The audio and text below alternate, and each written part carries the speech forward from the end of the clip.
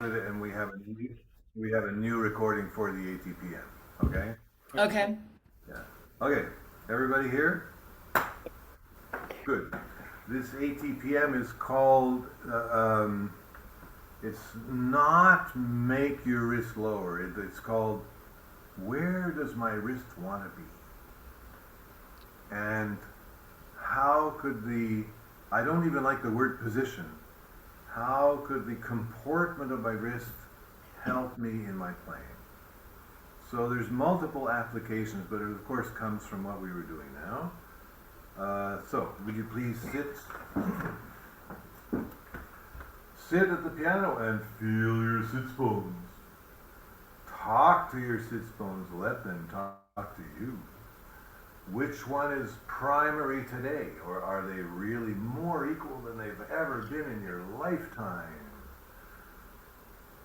And if you really rock back and forth on them a little bit, I'm lucky. I'm on a hard bench. I'm on a wooden bench, and you feel that even if your weight is completely distributed equally over those two sits bones, that they feel like their shape is not exactly the same, as if there's a real asymmetry in there. And it's quite possibly true because we do not use our left and right sides the same through our whole life. Some of us have many years of using our two sits bones differently. Me more than any of you. So, now, bring the hand to the keys and lay the palms of the hands on the keys and let the palms very, very gently rest in the key bed. So you're doing a kind of a amorphous amoeba with the heels instead of with the fingers. Okay.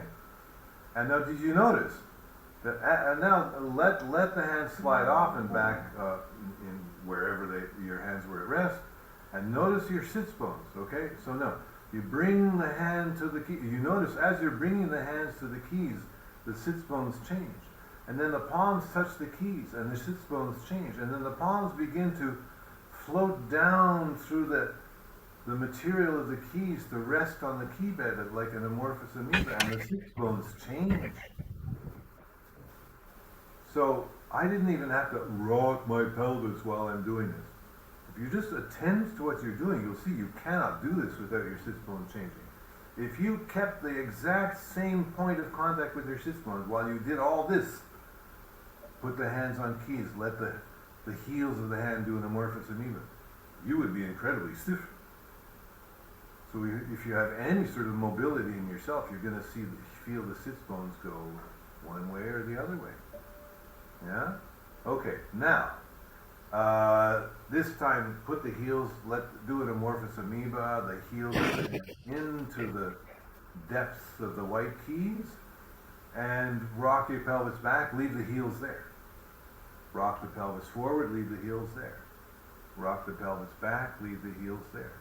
Rock the pelvis forward, and feel you rocking on your two sits bones, and you're really acquainting yourself with a rather large line, a long line from the very front of the sits bone to the very back of the sits bone. Okay, and really no straining, but lots of range, lots of range. If I rock forward, I can almost get off the sits bones onto the thigh muscles. See, there's a certain point where the sits bones actually kind of start to lose contact. But when I go to the back, they keep contact. You can't go so far back that you're not on your sits bones unless you lay down.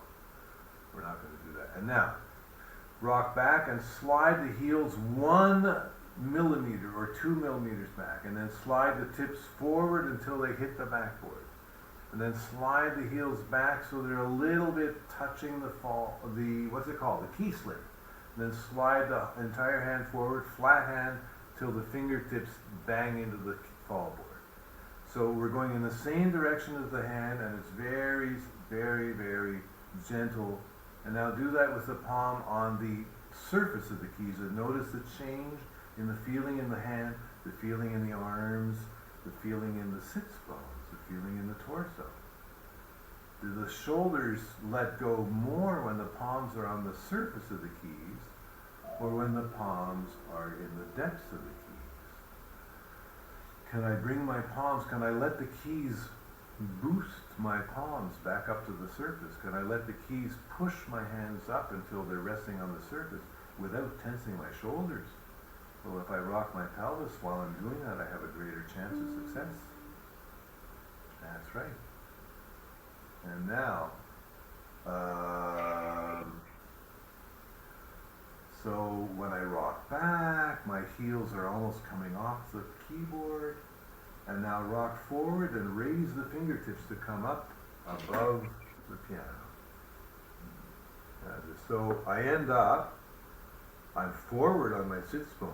I'm almost on my thigh muscles instead of my sits bones, and my hands are resting somewhere on top of, somewhere near the music desk. And rest the arms, rest the arms. Let the arms rest. Let the arms rest forward. Let them rest. And now, as they're resting, you rock back and they're going to slide back down. Oops, sorry. You're going to make a noise if your arms are really relaxed. And now, slide back, the heels are off. Raise the fingers, slide forward and get up here and rest your wrists on the upper part there. Hands, yeah, but you're going to break your music desk hands. Bring your wrists back down a little bit. Yeah. And let them, right there. In this edge part here.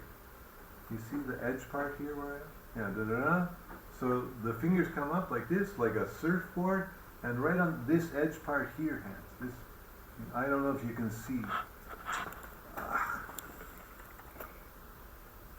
Like edge just underneath where your music desk is. Like the top part of the fall board, right here.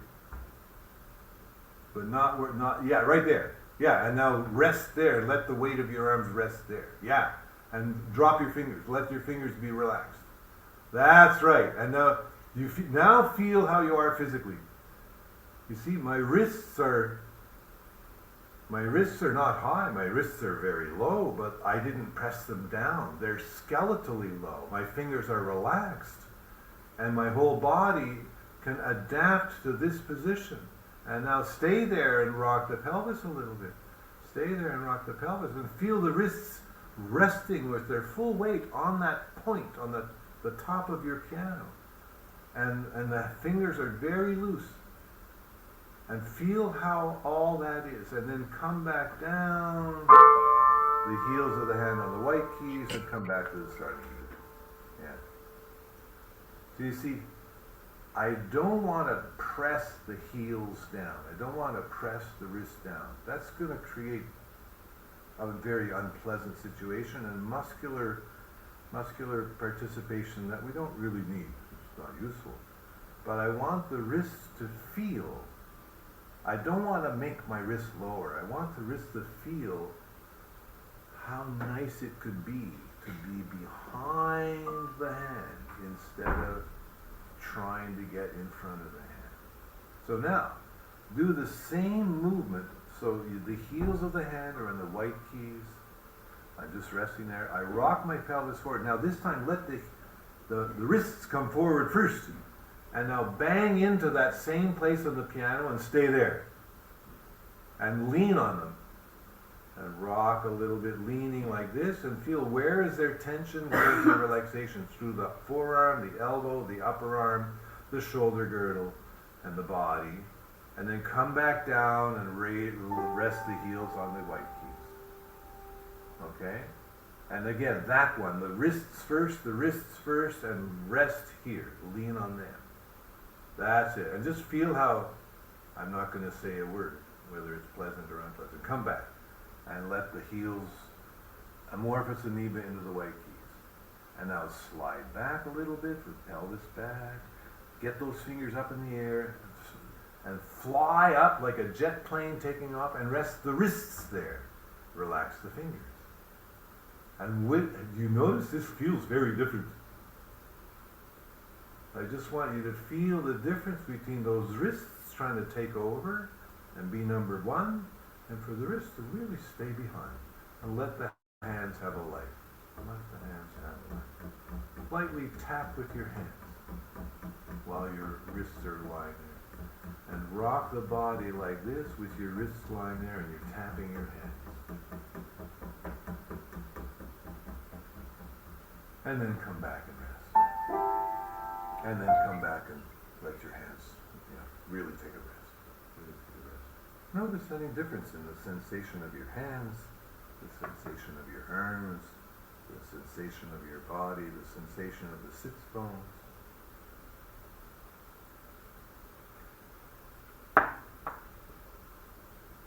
Would you please bring your hands to the keys and take a I don't know, a three voice chord or a 5 voice chord, whatever you like, or the Chopin chord, that one, whichever you like. Let's do the Chopin chord, okay? And now, just play the Chopin chord and do a skating sloth, straightforward. Let's see how everybody does that. That's it. It's E, F sharp, G sharp, A sharp, C. That's it. And now do a skating sloth, but when you get forward, the heel of the hand does not touch the keys. Maybe it might almost touch the keys, but keep the heel of the hand above the keys. Okay? Stay forward, let your shoulders relax. There's some effort to actually hold this note. There's some effort to hold the keys down, especially because you're not lying down. So from this standing, it's a standing and quite a strong arch. Keep the fingertips in firm contact with the keys. Let the heel of the hand descend. Breathe out, lie down. So again, it's not the fingers doing an amorphous amoeba. It's just the hand doing an amorphous amoeba, the heel. And feel what releases in your torso and your shoulder girdle. And then again, builds the hand structure, the arch structure, all the while holding these keys silently.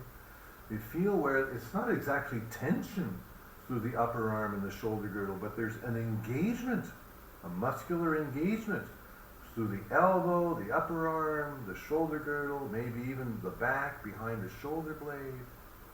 And then very slowly, not like you're lowering your wrist, but letting the wrist breathe out. It's a completely different action to let the wrist breathe out until the heels of the hand are resting on the white keys or resting on the key slip, whichever it is for you. And stay there and feel the cessation of engagement in the upper arms, the shoulder girdle, all through the back, the collarbone. Rock the pelvis a little bit to forward and back. While your hands are not moving, they're just resting. And you find the place a little bit in front of your sits bones or behind the sits bones or right on top of the sits bones where you let go the most. Okay? Then rock back. And now grow the hand arch again. Come forward. And feel where there's engagement. And now, with this sense of engagement, you breathe the wrist out 1 millimeter, using your body to rock if you want. Breathe the wrist in 1 millimeter. Okay? Breathe the wrist out 2 millimeters.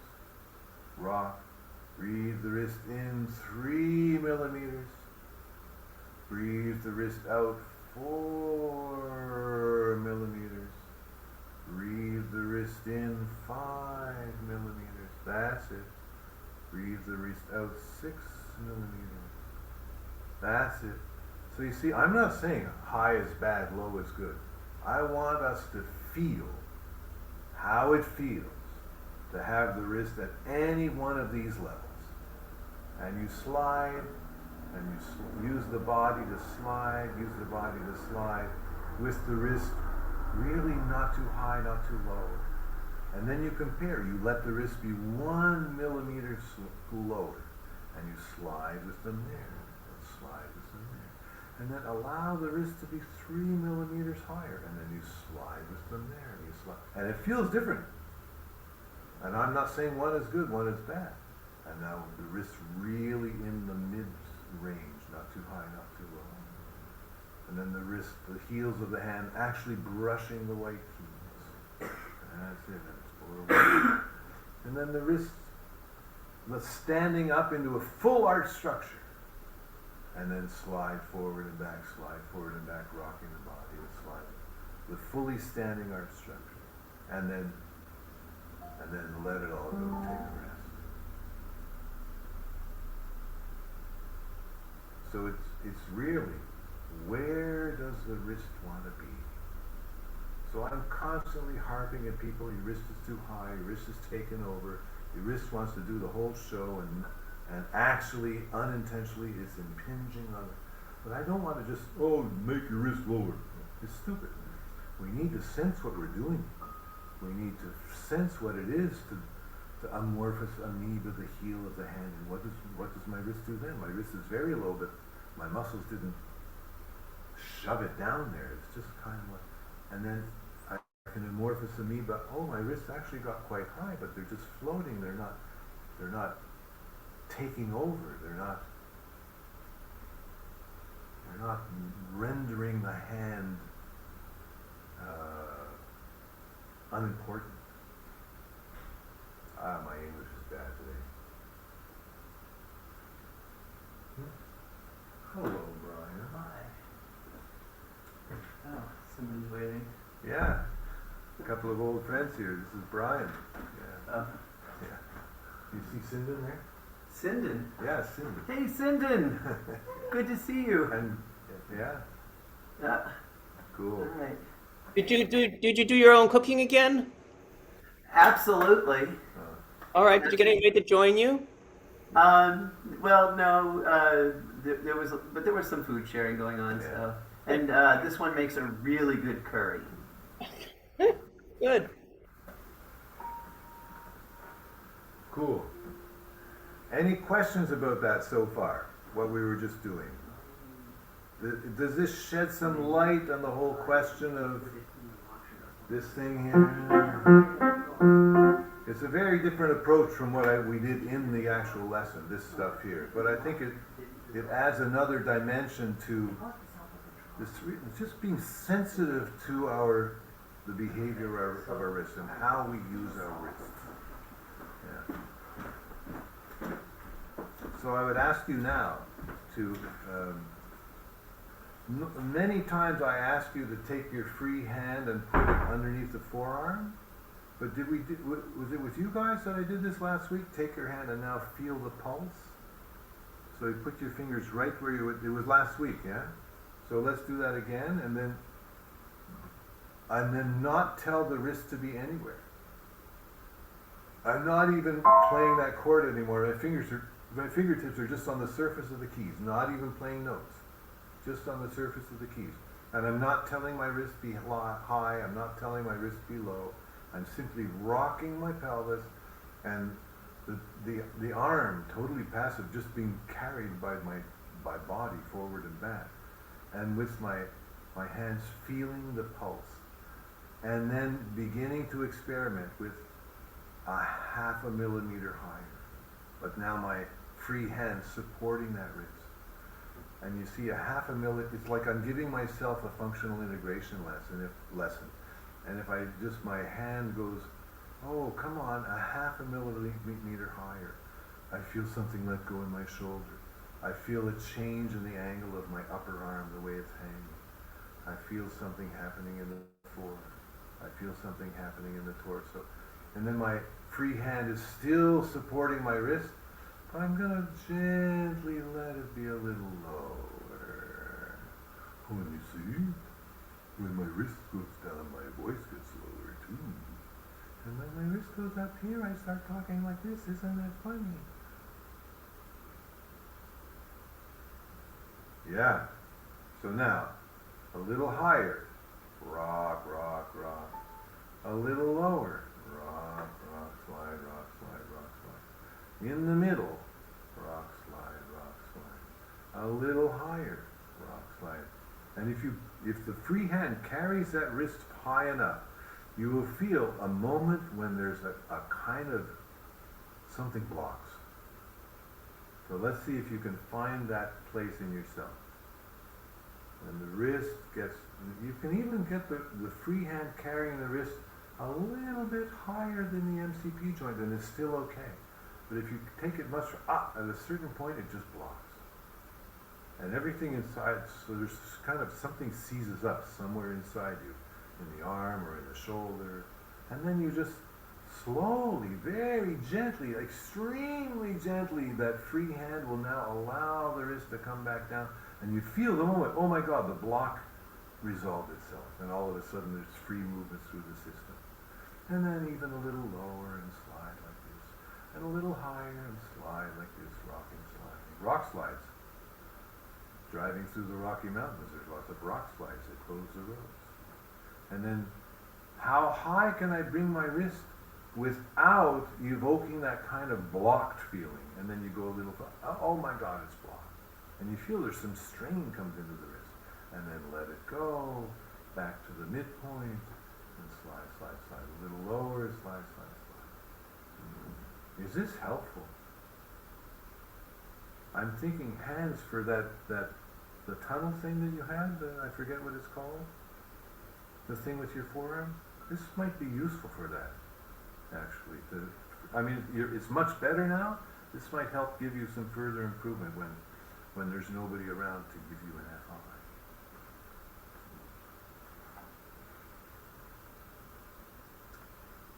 Any questions about that? Any impressions, comments, complaints? Yes, Cindy. I noticed that when I get to the block point, I stop breathing. Ah, very good. Very good. Yeah.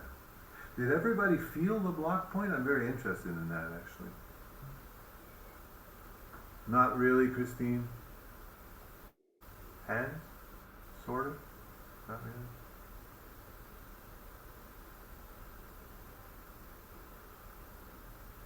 Yeah, of course, it's a big difference. There's also for the wrist. There's a range in between where you feel comfortable. Yeah. Not too low, not too high. That's right. That's absolutely true. Yeah, great. So we know this, but I want it to live in the senses. Yeah. So it's there guiding me even if I'm not thinking about it. So Christine T, do you think maybe you didn't feel the block because you actually didn't go high enough? Maybe, or did you go right up here and still not feel blocked? I tried to do it as high as you, Yeah. which is here, and for me it was feeling okay. It's a very solid standing like this. Yeah, okay, but not blocked. Yeah, okay, but wait a minute. Maybe this is why, because we did this last part where we were feeling that block, not standing in a chord, but standing on the surface of the keys. Yeah.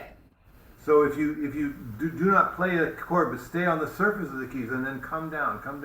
Use your free hand to support you coming down. And then gently raise, but really make sure that your right arm is totally passive. Yeah. And it's the left hand then if you shove the wrist up, at a certain point, something goes like, it doesn't like it so much. And then let it come back down. Maybe, yeah, okay, well if you don't feel it now, maybe you try this a few more times. Maybe eventually it will come clearer. Yeah. Okay. Something. It's very subtle. I mean, I mentioned it, but like what I felt, the change I felt in me was very subtle. Yeah. So again, as a Feldenkrais practitioner, I'm trained to sense minute changes. So if you don't pick up on it, don't worry about it. But if you try, and then even smaller, even gentler, and then you come up here, and then at a certain point, the quality changes somehow. And it's a feeling of something's blocked somewhere. I'm sorry. I mean, if you don't get it, don't worry about it. But Okay. maybe eventually the sensitivity will solve. Grace, did you feel anything? I could feel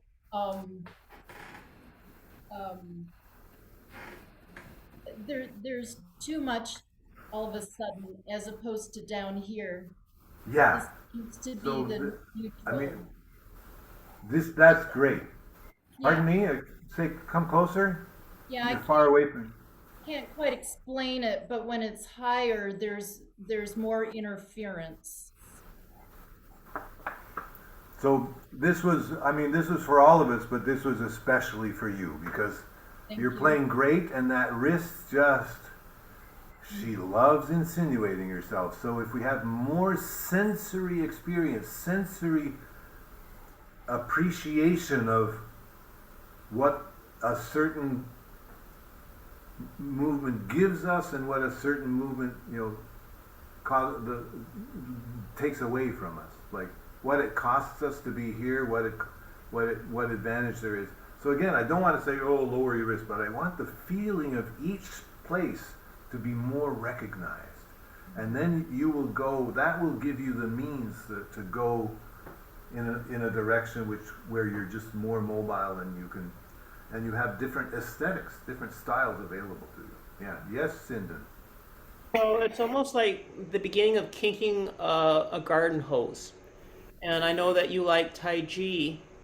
It's basically by doing this, it's blocking the flow and the meridians. You're blocking your chi when you get to a certain point.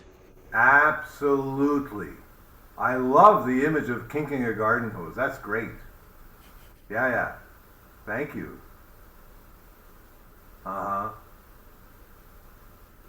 So, you watch this tape if you want. You use it, fool around with it, see what you discover, and take it further. And I have to go teach my next lesson. Have fun at your next institute. Yeah, it's going to be a blast. This coming week, a lot of the old people from last year are coming back. Yep.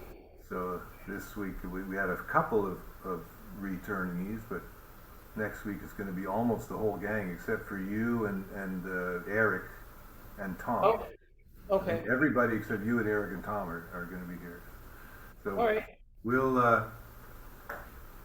we'll send you greetings at some point, familial greetings. Well, I keep waiting for the "What's Up" chat to light up, and I guess maybe there's not a critical mass, or you guys started a separate thread. They started another one for arrivals this weekend, and we had another one for just the people who were here this past week. Oh, that Because we makes didn't sense. want to bug all the people who aren't even here. Yeah, I was Class gonna is say, starting no, in 10 minutes. I So don't it's want- going to start lighting up pretty soon. All right, as I like, hey, it's your time for your lesson to start. I'm like, oh, That's ding, right. ding, ding, ding, ding. All right. Okay, listen. Thank you all. If if any questions come up later on, I mean, now we're going to break for the summer. I haven't even scheduled when we're starting in, but we'll have a chat at some point and figure that out. So, but if Okay. you have any questions in the meantime, or comments, or any feedback of all, I always love to hear from you. Great. Thank you. Thank you. So have a great summer, everybody. Yes. Same to you. You too. We see us in Yeah, see you in That's right. Yeah. We're gonna have fun. All right. Okay. Okay. See Take you. care. Bye-bye. Thank you, Bye. Alan. Bye bye. Bye. Bye. Bye.